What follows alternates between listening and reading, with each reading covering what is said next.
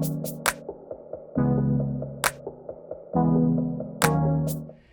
is Dana Fitzpatrick with Real Logic Sotheby's. Today I'm here with Markos and Hillary. Thank you guys for doing this. Yes, you bet. So tell me, how long have you guys been on the island? We have been on Bainbridge 13 years. We took possession of our home on Valentine's Day and moved in on Chilly Hilly Day, which we didn't know about at the time. You're like, what is going on? So we had a huge moving van on the ferry with 1,000 thousands of bikers. other 3,000 bicyclists. bikes. Yeah. You're like, where are we moving? Right. We're not, Yeah. we're not in Kansas anymore, Toto. Yeah. And you guys have kind of an interesting story. So where did you guys grow up? We grew up in Alaska. Well, all around, but ended up in Alaska and met in Alaska. Yeah. Yeah. That's where we met. And was it when you guys were looking for where to settle and raise your kids, like what was important? Well, we decided to move to Bainbridge when our oldest son was 2.5.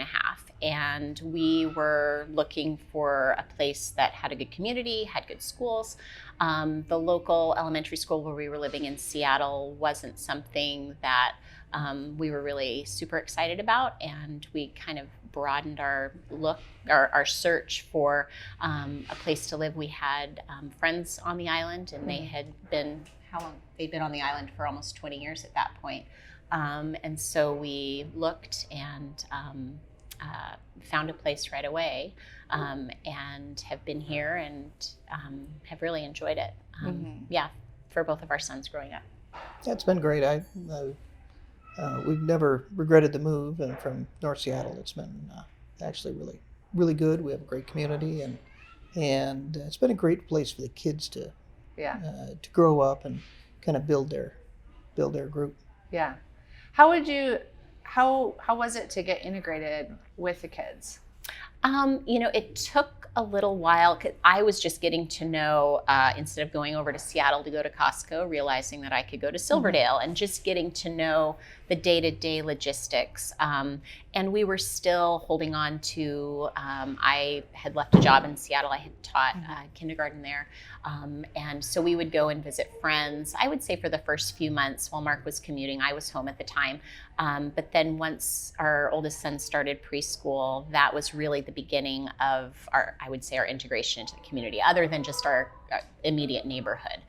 We met a lot of people that, a lot of the women that I met when he was in preschool are my book club friends, and, that we've stayed connected over the years. So our oldest is 15 now, and, we're That's awesome. Still friends, and he's still connected to a lot of the kids that he became friends with in preschool. Oh. Yeah. And I worked downtown at the time, and the commute to downtown was actually one of the really nice changes from I had done for 8 years prior to when we moved. I had been on the I-5 corridor coming south into downtown, and traffic was getting progressively worse, and I really enjoyed the ferry commute and being able to walk to my office and in the morning and not have to drive. That was I wouldn't have traded that for the I-5 corridor any day of the week. Well, and he built friendships and built relationships on the boat, so we each had our specific areas where we met people and became acquainted with the community. And pretty different. You have your friends, you have your work friends, and you have your ferry friends. That's the way it is. How did you guys, as your kids have started to get older, how has that changed the rhythm of life for you?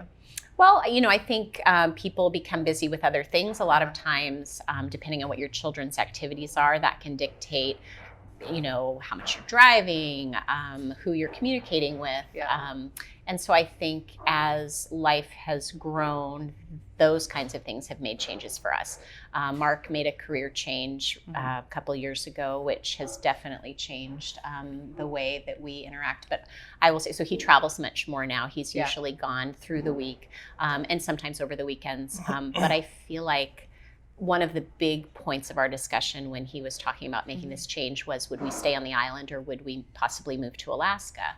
And I think it was pretty clear that we wanted to stay here and be able to enjoy the community that we have for all these years.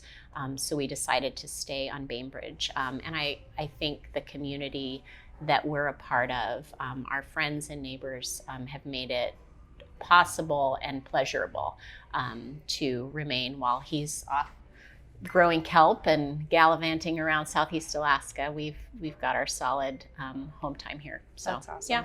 One of the things that I really appreciate about Bainbridge is the number of activities that are available for the kids. I mean, whether it be sports or arts or there's a broad variety, and they kind of get to pick their own path, and I think that's really tremendous.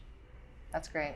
Well, I guess in closing, guys, do you have an insider tip as an Islander for someone coming in? I don't know. I think embrace the people that you're interacting with, and let either your children or yourself lead the way. And I think there are so many things that go on in our community, whether it's Friday Art Walks or the Farmers Market, 4th of July. There are a lot of community events where you can test the waters and see, what's appealing to you and, the people that you'll run into and how you'll connect with them. That's awesome. Yeah. Well, thank you guys so much. Thank you. Yeah, thank you.